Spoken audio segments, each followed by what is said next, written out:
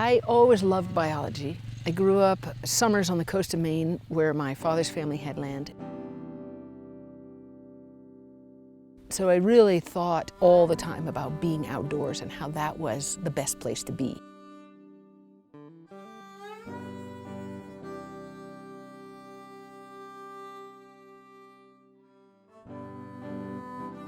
I was the first class at Harvard University that was accepted to Radcliffe, but my actual diploma came from Harvard.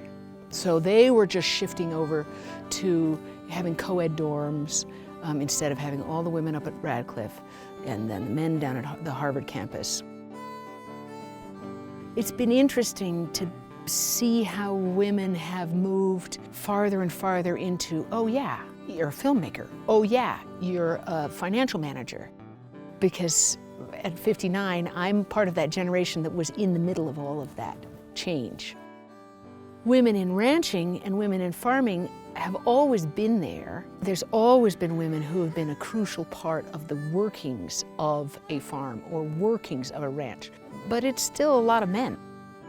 And I'm the only landowner around here that's running cattle who is a woman by herself.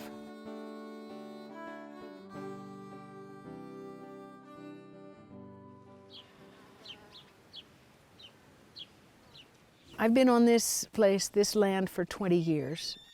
Early on, I realized that we wanted to work without poisons as much as possible, without herbicides, without fertilizer, to see how we could do this most efficiently and with the fewest toxins. But to do good grass-fed beef that actually brings a little more income back to the producer, I need to choose a breed that is efficient, that has the ability to gain weight quickly on what's really a low-quality forage. After the research, I found that probably red devons would work the best for us. And I want to make sure that I get this food with all of its high-quality grass-fed fats, the omega-3s, the CLA, to people who are local. There aren't many people who really know how to be a butcher and who are comfortable doing that job. Most of the people who end up as butchers or as ranchers have grown up in the industry in one way or another. Old systems, the butcher was a different person than the producer because, in fact, I love my animals. And it's always hard to take them to the butcher, and yet I know that I'm raising really good food for families. The Amsterdam Meat Shop is like custom meat processors all over the United States. It is the neck of the wine glass between the producer and the general retail customer.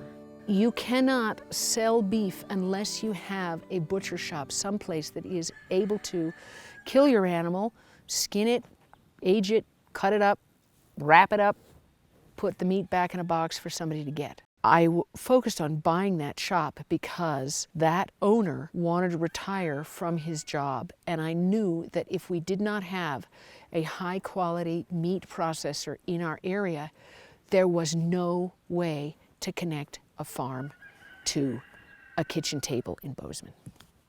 Absolutely no way. There's people in New England who drive 3 hours each direction to take their beef animal to a butcher. You can't make money that way. Nobody can survive. So keeping that in business was very important.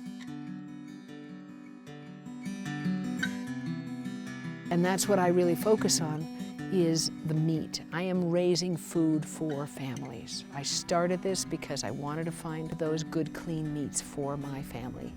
And 15 years ago, the easiest way to find those, given the privilege I have of living on a large piece of ground, is to raise them myself. And I'd never done it before, but I learned little bit by little bit and am now able to teach other people who in turn are teaching other people.